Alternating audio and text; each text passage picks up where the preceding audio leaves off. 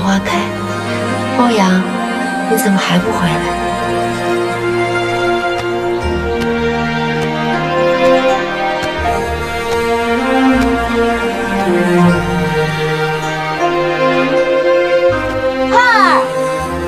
哎，三娘，我今天早上新做的鹿鸣饼，里头放的是桂花蜜，讨的蟾宫摘桂的好口彩。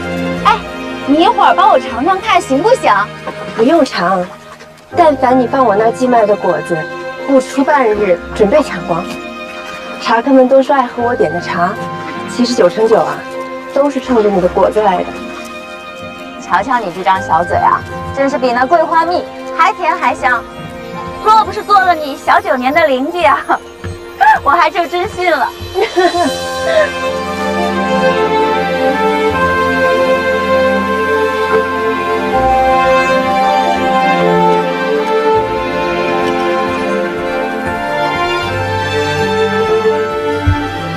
回信老爷在上，保佑欧阳，这次千万别再落榜了。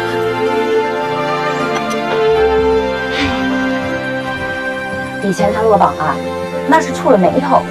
自打你救了他的命啊，什么红裙子、绿帕子，又添水又添饭的伺候了他整3年，他的运早就改了。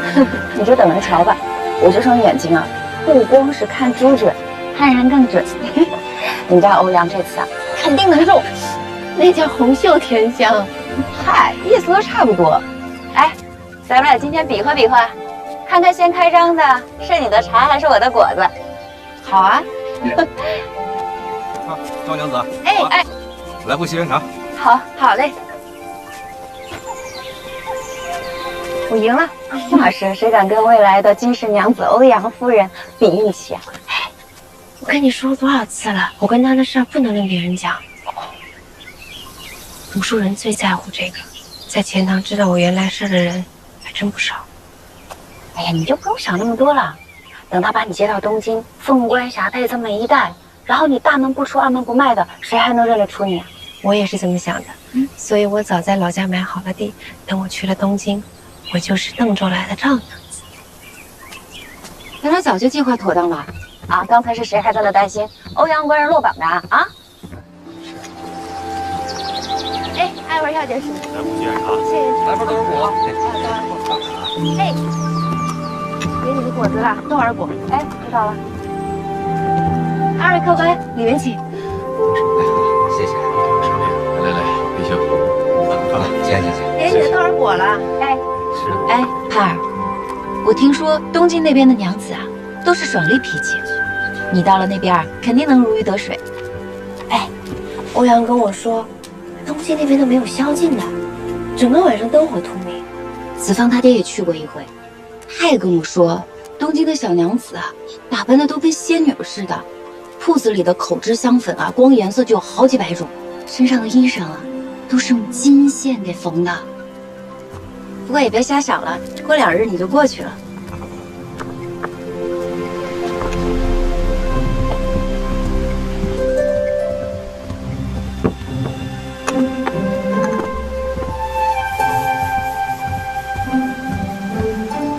2位喜欢吃什么果子？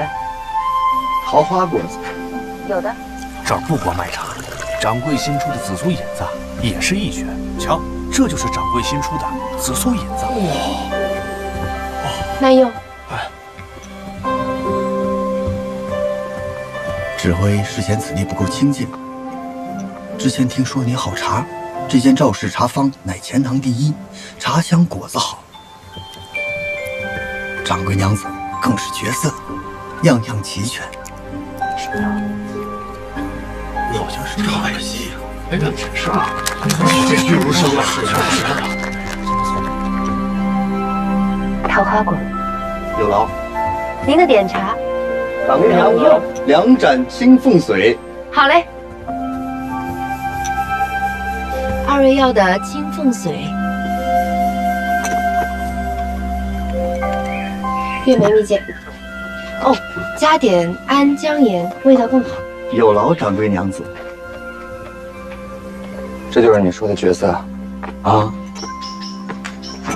乡野村夫，当然不能和京城的红粉佳人相提并论。等你办完了这件案子，我调你回东京，让你好好洗洗眼睛。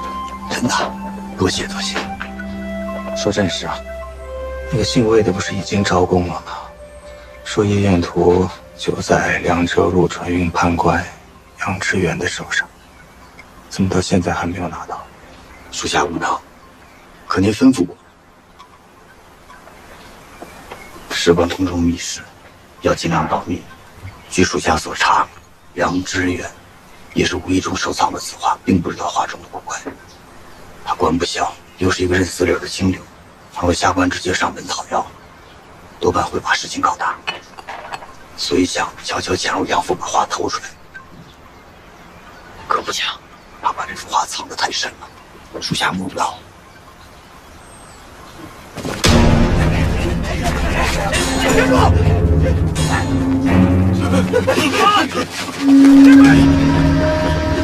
站住！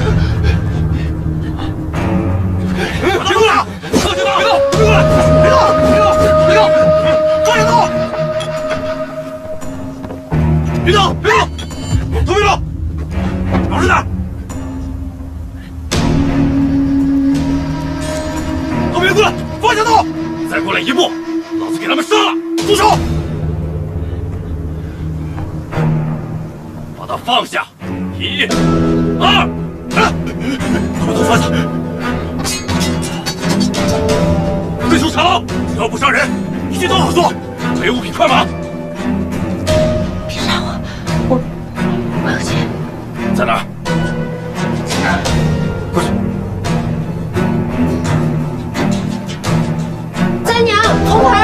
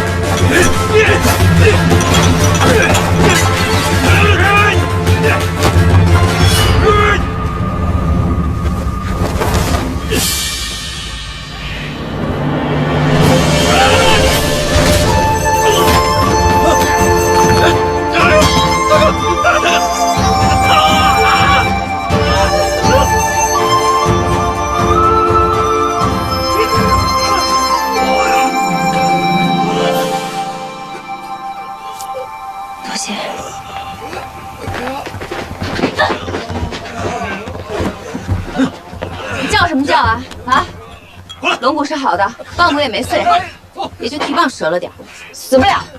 你们这帮吃闲饭的，碰见三娘使你们晦气。三娘以前是杀猪的，没敲了你们，算你们走运。哼！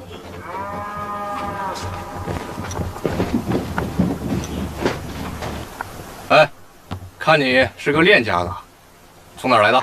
报上名来。休得无礼！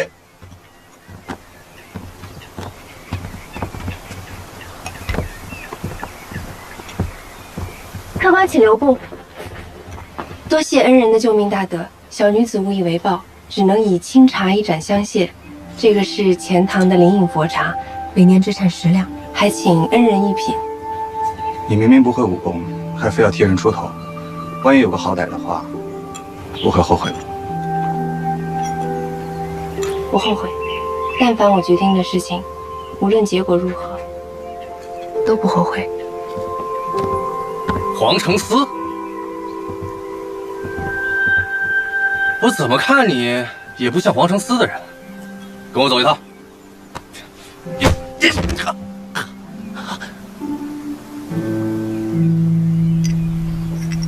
睁大你的眼睛看清楚！小的有眼不识泰山，还请恕罪。起来吧，办你们的案去。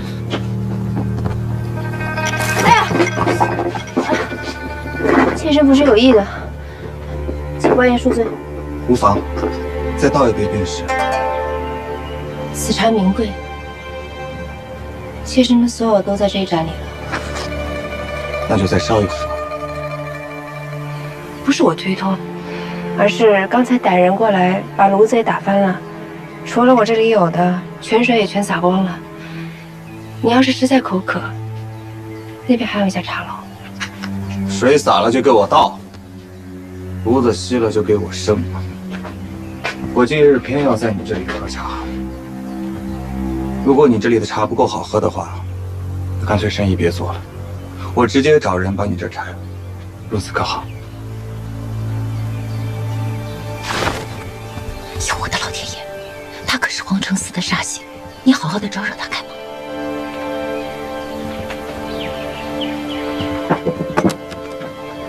我就是不想让他们喝我的茶。当年半夜闯进我家的，就是皇城寺。过去14年了，我一看到那个石头碑，我就……哎，你往里头加的什么呀？你别犯傻。这是升糖，放心，要治他们，我有的是办法。39小儿感冒药，儿童专用感冒药。39小儿感冒药，邀您继续观看《梦华录》。我们皇城司的身份，只有衙役头领一个人知道。不过请指挥放心，我已告诫衙役头领，不得泄露于旁人。龙凤茶，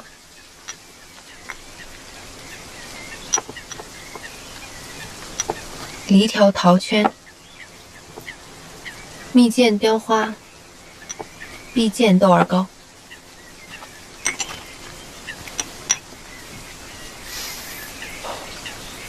青竹蛇儿口，黄蜂尾上针。刁妇，竟敢当众下毒！官爷何出此言啊？妾身敢以性命担保，这茶里绝对没毒。不信，这个是银的，你自己验验看。龙凤茶，梨条桃圈，蜜饯雕花。前2道看似只是平平无奇的市井茶果，但是最精妙的一道，却是这个碧见豆儿糕。只要不是没长眼睛的，多半会以它来做茶。龙凤茶之所以名龙凤，是因为里面含有龙脑香。龙脑香味苦寒，绿豆又性寒，君臣相佐之下，现在喝下去会没事，不过2、3个时辰之后，只怕我会上吐下泻了。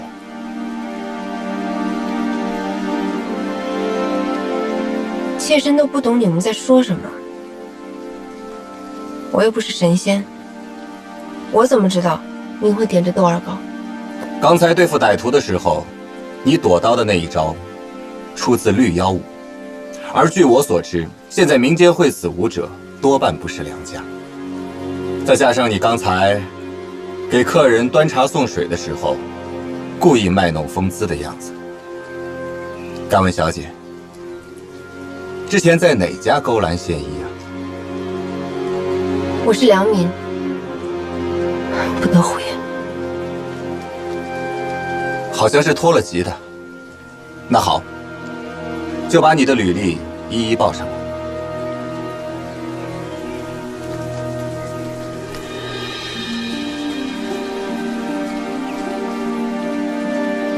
你既然痛恨皇城司，就应该知道我们是做什么的。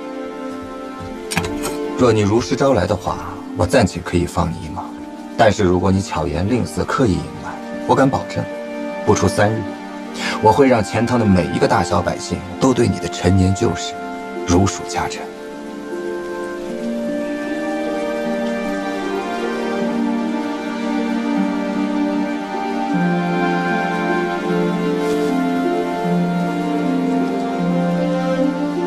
赵盼儿， 24岁，邓州人士。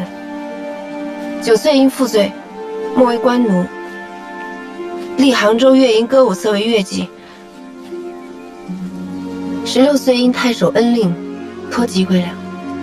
够了。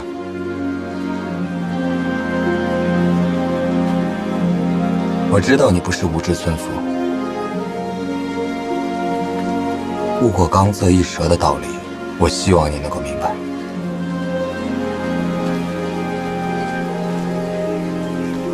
今天就当是个教训，我们走。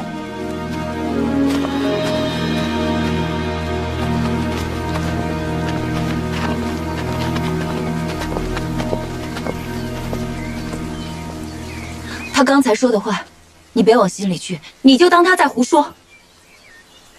没事。剑姬怎么了？那是天命，不是我的错。我在即是清清白白，没有以色示人。脱籍后以卖茶为生，也没有自甘堕落。我有什么好羞愧的？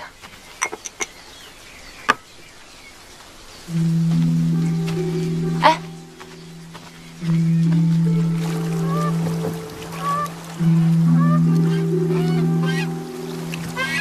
这死婆娘，简直是吃了狗胆。指挥，您看卑职以后是不是角色、村姑、刁妇、婆娘，你倒是挺会随机应变的。这件事情到此为止吧，日后也不要再去难为他。你刚才不是听他说自己是因为负罪才没入贱籍的？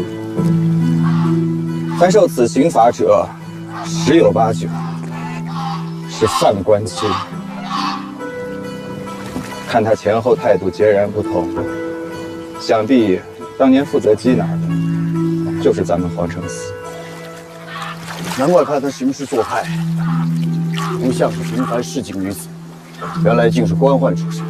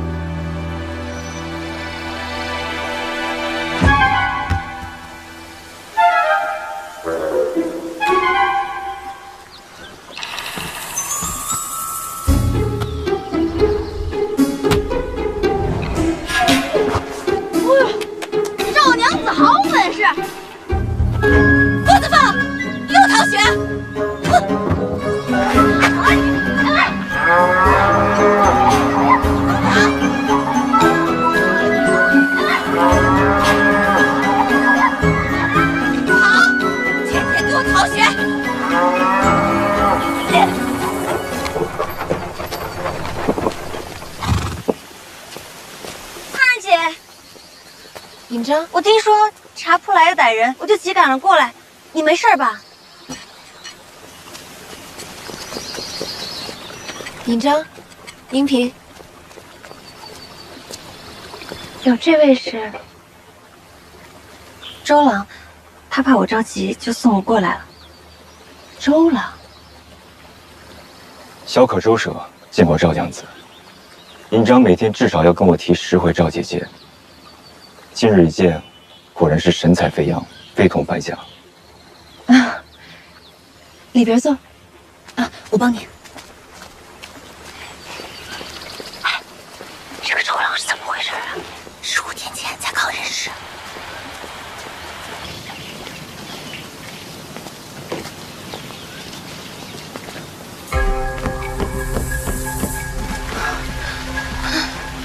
看这屋内的茶具被歹人碎了不少，真是可惜啊！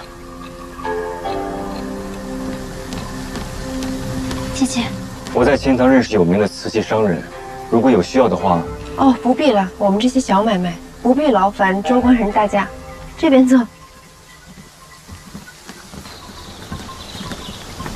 周郎快坐。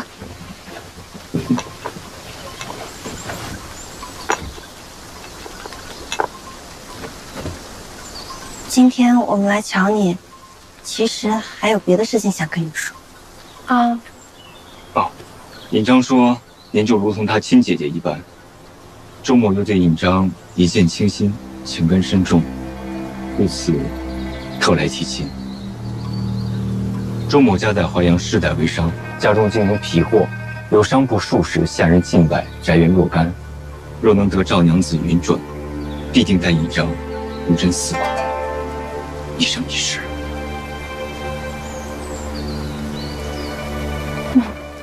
不行，你不能嫁人。尹章，你年纪还小，又一心扑在琵琶上面。我原来跟你说过一些人情世故，可能你也从没过过心。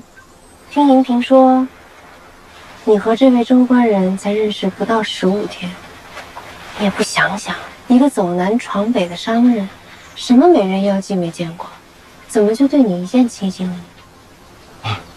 正所谓千里姻缘一线牵，我与尹章是因曲生情。没错，那一日我心中闷烦，便在湖边弹了一曲明妃曲，他远远在湖上就听到了，便奏箫相和，如此我们才相识相知。姐姐，周郎真的是我的知音。一去紫台连朔漠的下一句是什么？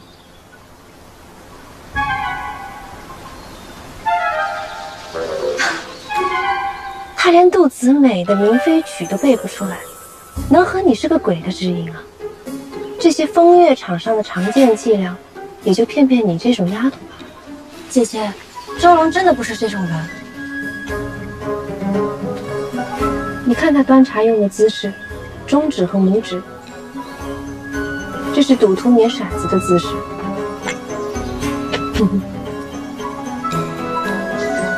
他身上有根音香的味道，这种熏香，只有最贵的几间青楼才用得起。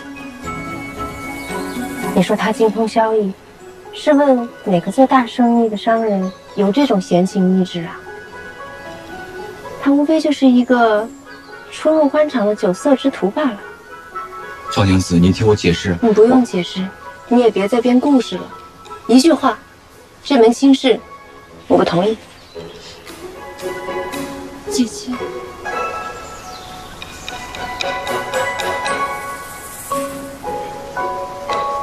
既然如此，周某告辞。走好，不送。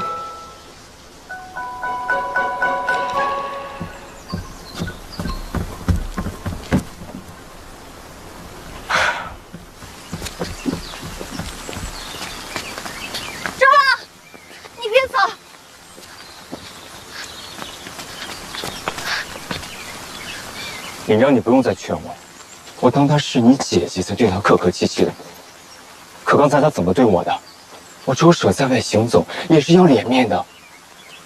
他只是关心则乱，在这个世上，心疼我的除了你，就只有他一个人了。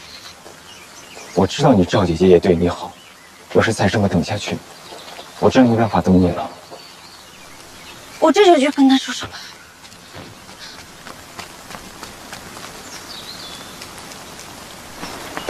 你要还当我是你姐姐，你就别跟他再混在一起。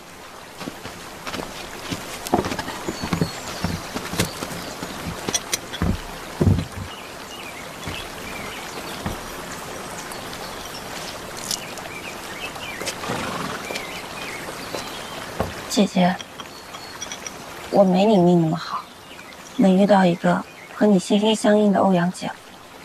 既然嫁不了举人郎君，找一个殷实的商人，托付下半辈子，对我来说已经是最好的选择了。你早就深得自由，不知道像我们这种仍然身处贱籍的人有多苦。我以前也是真糊涂，这么多年，眼里除了琵琶，就只有曲谱，还以为自己是王公太守都尊重的乐工，从来都瞧不起那些以色示人的歌妓常友。可直到你告诉我，乐工就是乐妓，我才如梦初醒。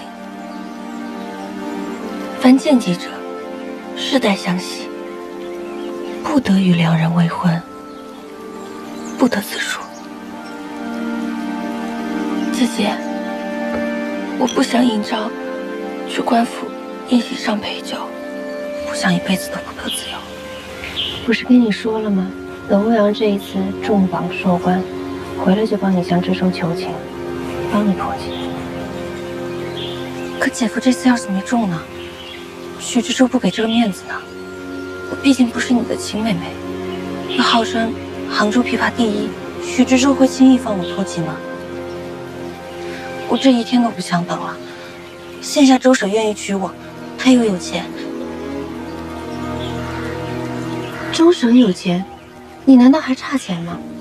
你又不是不知道，凡是越级的女子，35岁之前不能以钱赎身。你要是只是拜堂成个亲，入不了名籍，实则就连个妾也算不上。我自然要做正统娘子。周婶说了，只要我嫁给他，他就去求他做应天府通判的姨父，有官府出面，我马上就能脱籍放粮。知州不放你，周婶的舅舅就能了。应天府的通判如何管得了杭州的乐营？你也不想想，一个样样俱全的郎君，怎么就突然来了钱塘？怎么就突然非你不娶了？身在越级的滋味是不好受，我知道。可是你拿着乐营发下来的差饷，拿着王公贵人的赏赐，穿金戴银，出境自由，还有丫鬟服侍，比起我们当年，真是神仙日子了。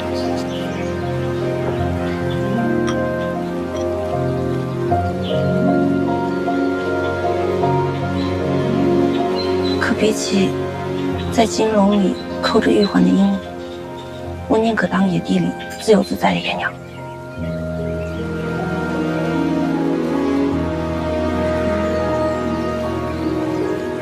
可是你怎么知道，他娶你不是别有用心？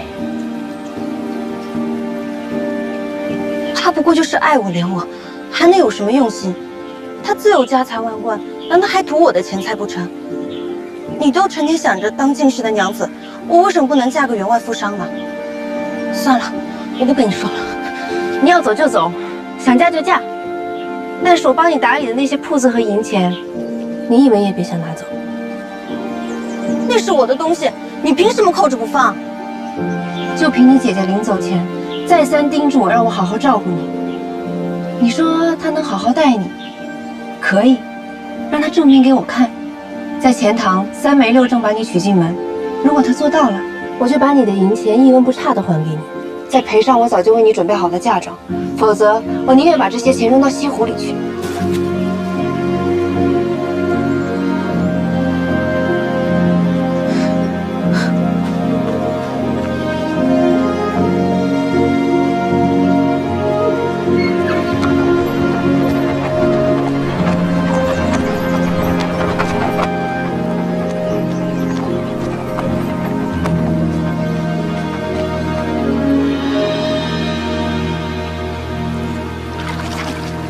么说？啊，不给他下点猛药啊，他清醒不了。这些年啊，你把尹章保护的也太好了，他不是糊涂，他是不食人间烟火。有什么法子？都是我欠他解决的。哎，那个姓周的到底住哪儿啊？对付他这种人啊，打他一顿便成。你也是，这事儿干嘛不告诉我？你不是忙着教训儿子吗？哎呦，娘，我可是你亲儿子，你要把我打坏了，谁给你当驸马小配去？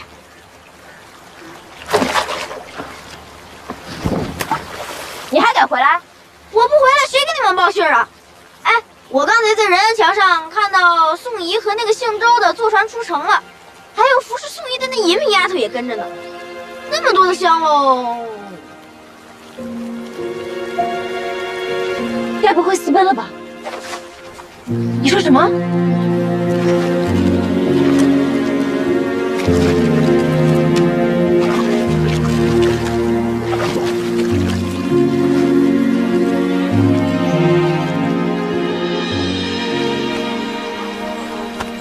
指挥，咱们下面怎么办？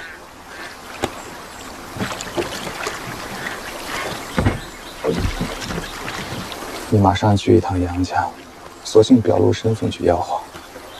如果他还是不从，那我只能亲自去回一回他。是。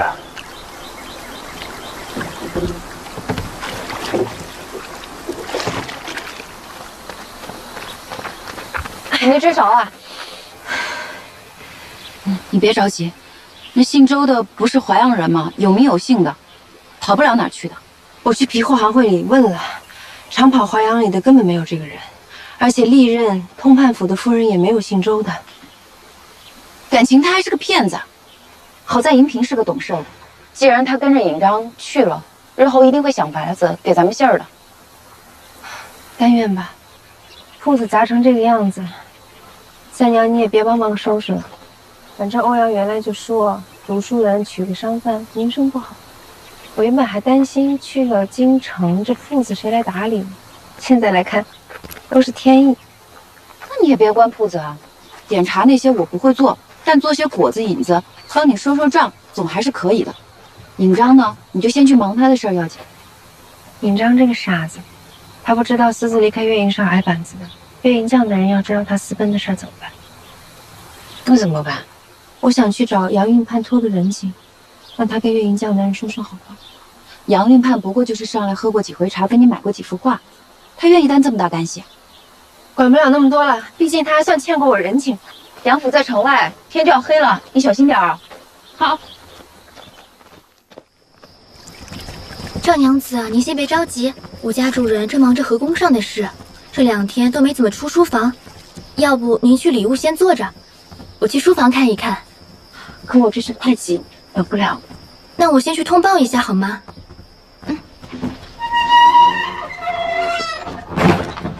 这个是给杨夫人的果子，麻烦你带给她。谢谢娘子，娘子请坐。哎。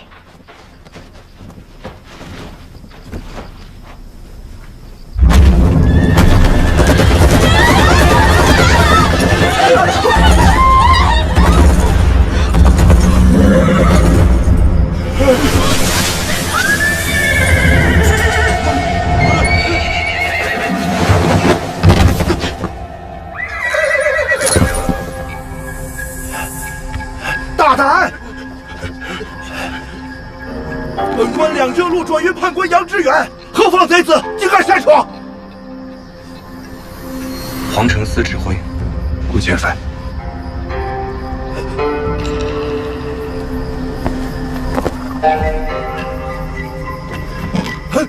你们好啊！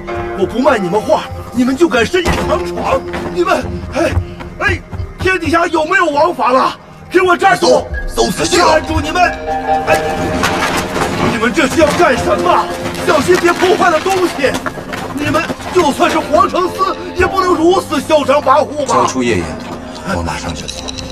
你为什么非要那幅画啊？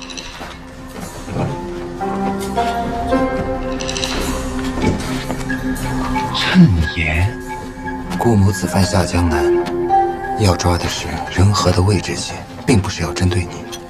但是如果杨运判你不识抬举的话，我把画给你就是了。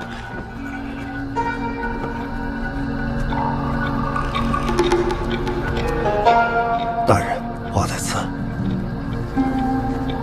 顾千帆，你可是老礼部侍郎顾沈岩之孙。正是在下，夫人有何指教？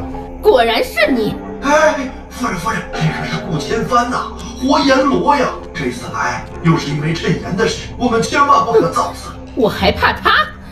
哎，夫人，叔娘啊，你若在天有灵，好好看看你这样一个混账的儿子是怎样欺负你的老姐妹的。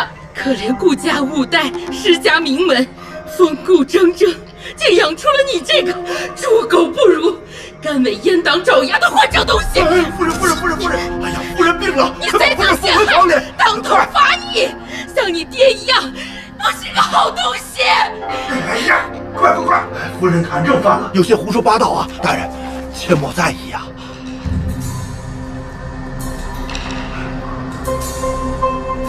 杨云判啊，你这夜宴图是赝品啊！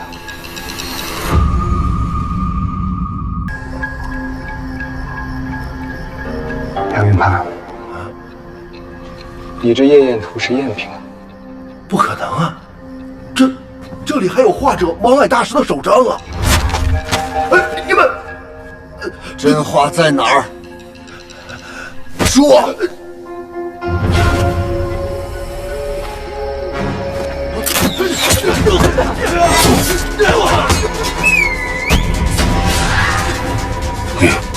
上！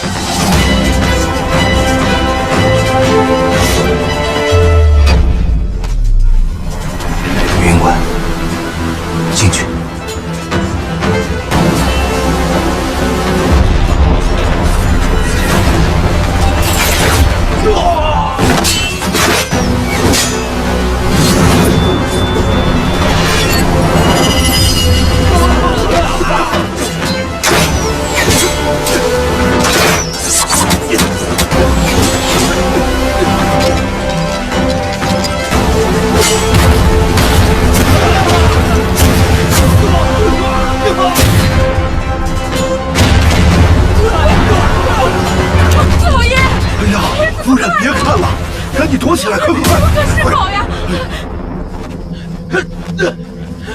有毒，小心！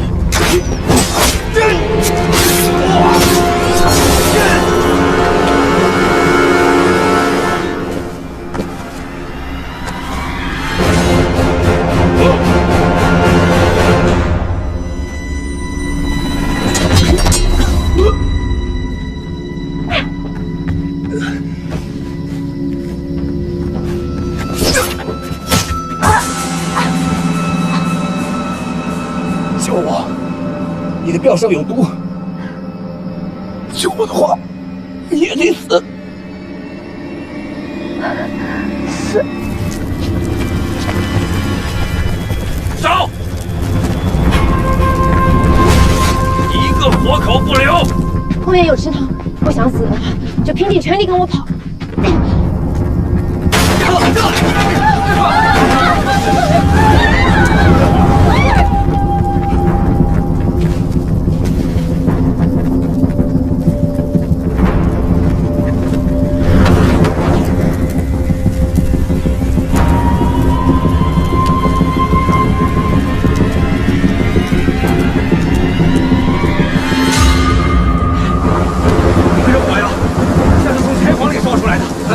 一府的人都没活下来。哎呀，快走吧，快走吧！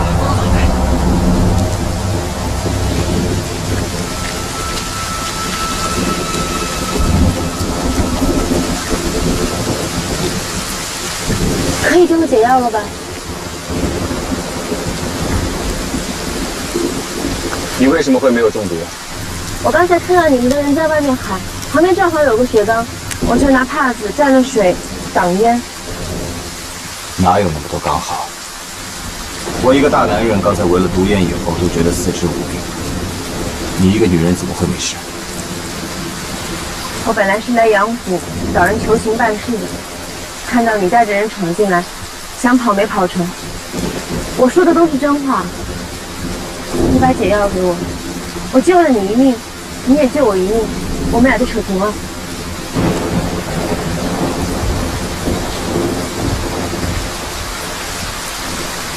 那案件上没毒。那些黑衣人，你们真的不准备查了？与你无关。你们该不会真的官官相护，就这么算了吧？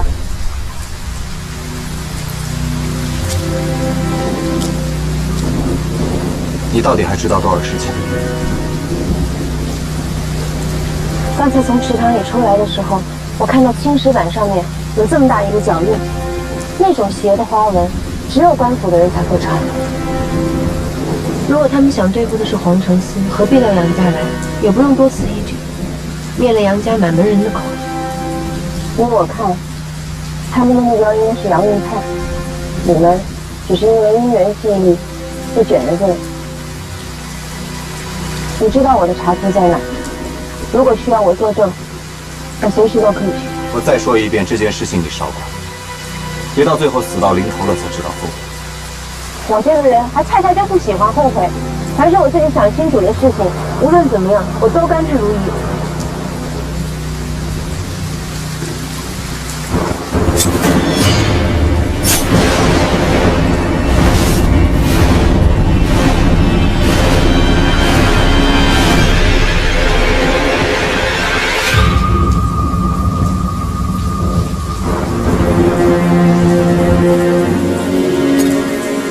我真的会动手。什么？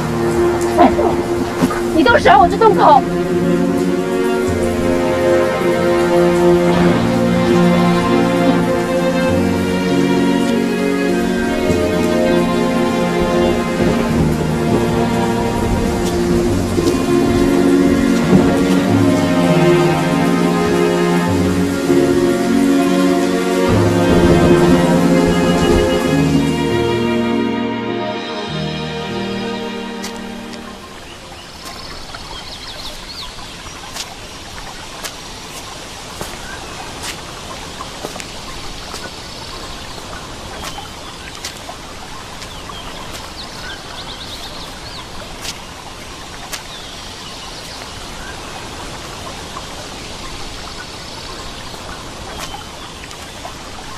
何叔，老奴拜见娘子。你怎么来了？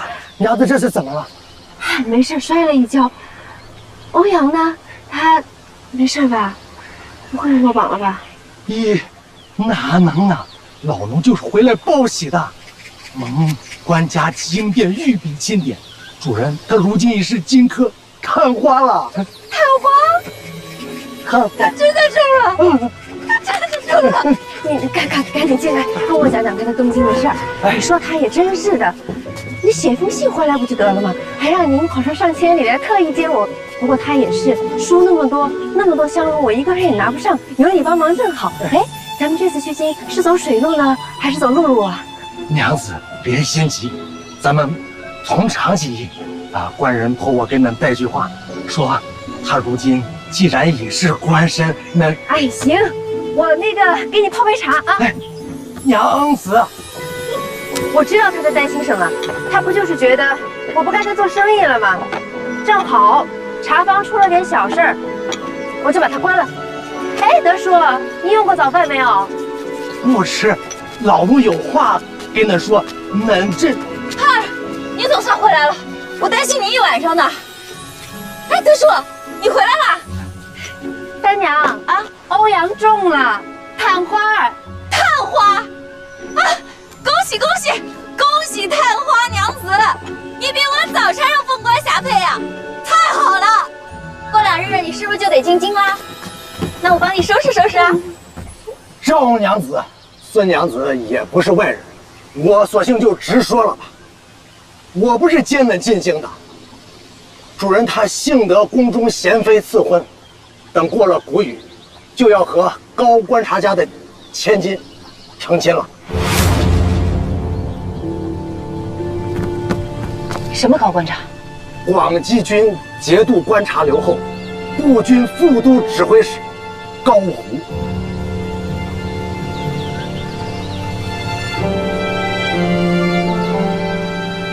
你再说一遍。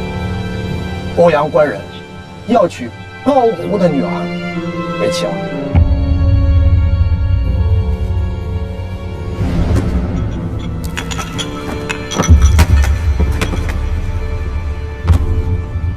你们是想逼死盼儿吗？啊！主人说赵娘子聪慧，必能体谅她的不得。闭嘴！就算是宫中贤妃，也没有随便主婚的道理。难道在这之前他就没有问过欧阳是否有婚约？问是问过，可主人和赵娘子之间，一无父母之命，二无媒妁之言。你闭嘴吧！你尹章，还有我们一家3口，全都知道盼儿和欧阳定亲之事。咦，那不过是口头约定而已，没有3书6证，哪能叫婚呀？口头约定也是约定，更何况赵娘子毕竟出身不好。我呸！你出身就好，你有什么资格说这话？若是没人注意，还混得过去。可要是让贤妃知道，主人为了一个贱籍女子而拒绝了她侄女，你说谁贱啊？你们才是真的贱！我要不是看你一把年纪了，真想把你扔进水里。不，我现在就把你扔进水里！哎，让我嘴贱！这会出人命！哎，别！哎！三娘，不敢！三娘，盼儿，你醒了。就算是官家，也不会纵容外妾，夺臣妻室。我认识他的时候，已经脱籍了。我是良家子。赵娘子何必如此呢？谁不知道士农工商里面生字排最后呀？在贵人眼里，只要是做生意的，就算是活天富贵，都还是不入流。呸！负心薄幸，悔婚不娶，在你这儿还说得头头是道。盼儿，我们这就去告官。赵娘子，恁想这事闹得天下皆知，恁想人人都知道恁是官恩妻吗？别说了，你们知道我最在意这个是不是？可以，我认命就是。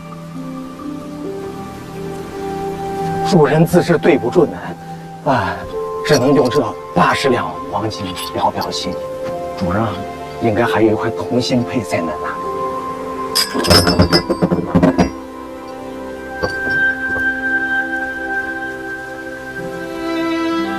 当年欧阳落地流落杭州，是我替他置办的田产，让他可以落下名籍，重新在2浙参事。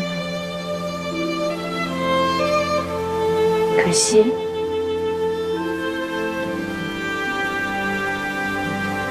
3年的深情，也比不过80两黄金。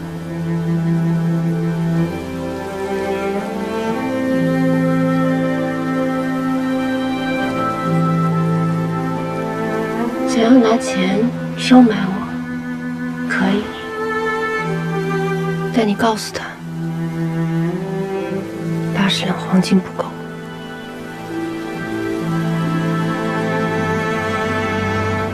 想要同心配，拿500两黄金来。500两，太多了。只要钱过2斤，我就和他1刀2断。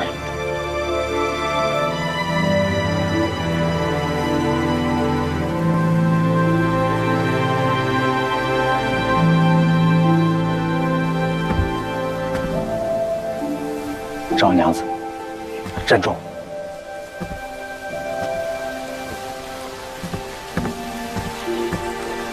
盼儿，我去给你买些伤药吧。啊。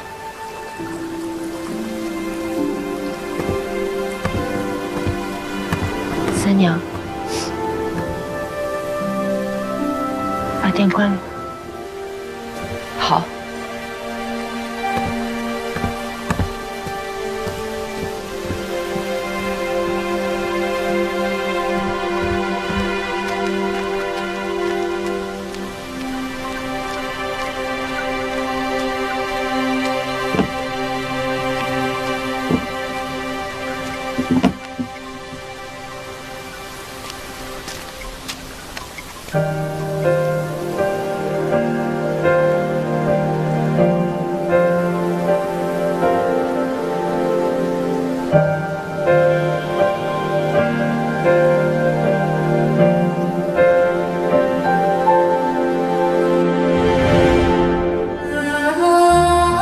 等我此番高中，我一定3书6礼，把你娶进门。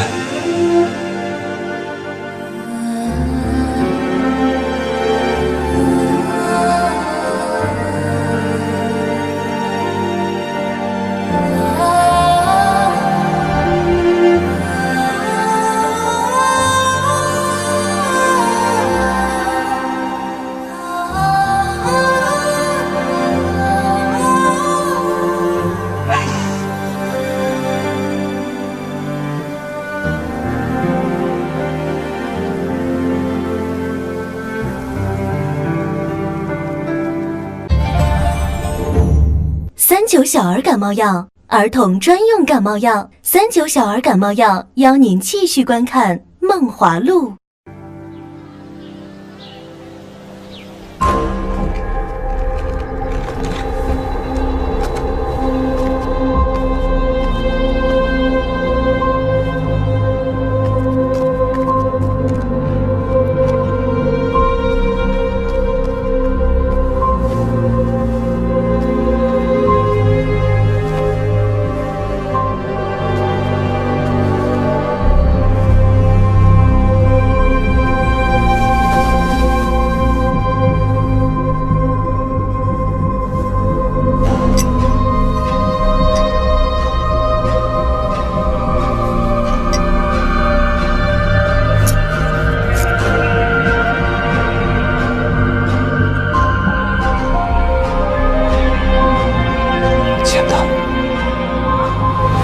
他们是为儿来，需要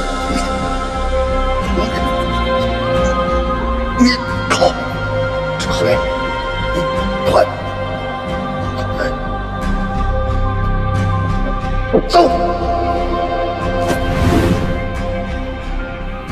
主座来了，这边请。黄承思，是。那7、8人大腿内侧都有雕青刺字，仵作之前在东京干过，说像是黄承思的印记。那么大的事，为什么昨晚你没有说？卑职是想查清楚以后再来禀报。黄承思出动那么多人马来江南干什么？难道他们跟杨致远一样，也查到石伯字的事情了？不会的，他们是来查皇后谶言的事，跟杨家扯不上关系。杨家书房都烧干净了吗？烧干净了，卑职亲手烧的。你放心，他弹劾您的札子还没写完呢，根本来不及呈上朝廷。那就好，反正没留活口，就算皇城司的人来，也死无对证。还是按照原来的计划，把事情都推到跟杨致远有旧怨的宁海军姓楚的那边。对了，让你放到杨家的宁海军的手刀，你没忘吧？没忘，只是殓房里有一具皇城司尸首上的箭头，在1个时辰之前突然间不见了。您只吩咐卑职换刀，就没换箭头。箭头都是各县自铸的，只要稍加盘查，便能查出来源。你不是说昨晚的人全都死透了吗？那偷箭的人是谁？鬼吗？卑职有罪，谢罪饶命。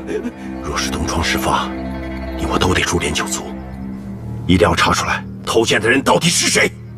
啊，对了，昨夜似乎逃走一人，卑职听见有人叫他指挥。皇城司的指挥。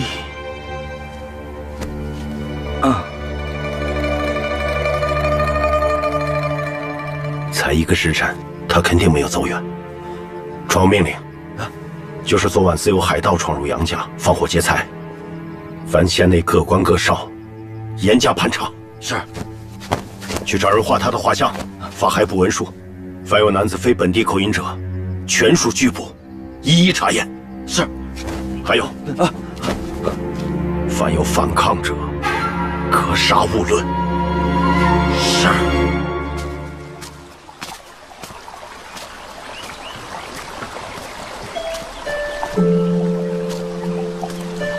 你们走了以后，我想了很久。我和欧阳好了3年，我绝不是那种负心薄幸的人。就算他迫不得已要另娶他人，以他的性子，至少也该给我有一封书信说清缘由，而不是让他人带个口信。万一真的有人使坏，要破坏他仕途呢？给他安上一个薄情的名义。又或许那高家的确看上了欧阳，但他一再拒绝，他们就背着欧阳，威逼利诱德叔，想先从我手中骗走同心佩，再骗欧阳说我已经变了心。我之所以说还要500两黄金，为的就是稳住德叔和他身边的人。反正现在生意也不做了，德叔以为我伤心欲绝，闭门不出，多半一时也不会怀疑。哦，对了，三娘，你还得帮我演个戏，每天装着去看我的样子。等他们发现不对，我人早就到了东京。他们不是说在谷雨后成亲吗？只要在这之前见到欧阳，一切就能真相大白。若贤妃主婚这事儿是真的呢？钱塘离东京上千里，你现在病成这个样子，路都走不稳，你能挺得过去吗？所以我才要坐船走，船上至少还能躺着休息，就算病死在路上，我也毫不后悔。我就是不甘心，我看男人的眼光竟然能差到这种地步。除非我见到他，别人说的话，我一个字也不信。帕儿，你去，你做什么决定我都支持你。也不知道尹章现在怎么样了。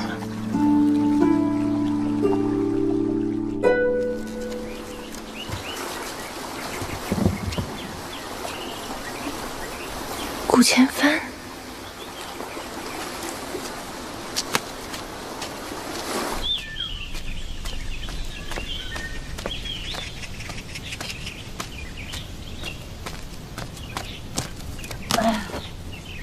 神仙在上，还请保佑小女子能够顺利尽快赶到东京，保佑小女子的夫君欧阳旭不贪富贵，愿真心，也不贪图什么进士娘子的名分，只求儿子今日平安始终。走吧。你注意啊，雪！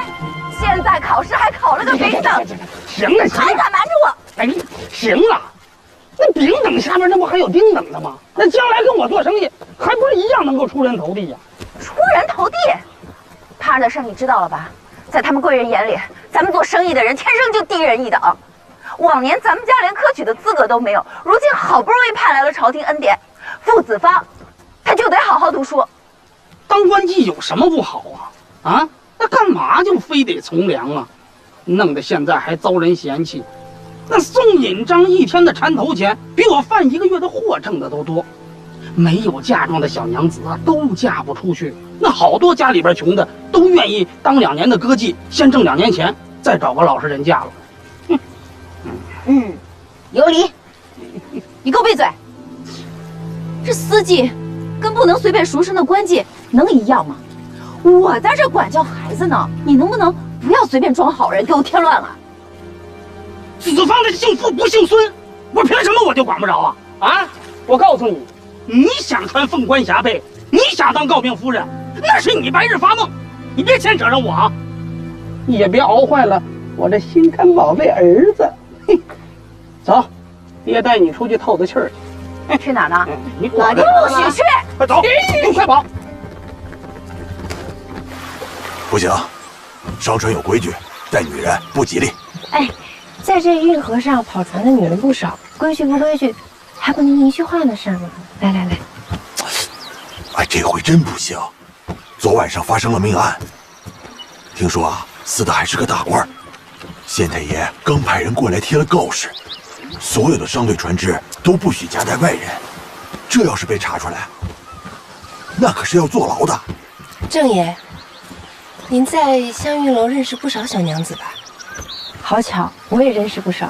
听说有人上个月赌钱输了200贯，也不知道你小点声娘子知不知道？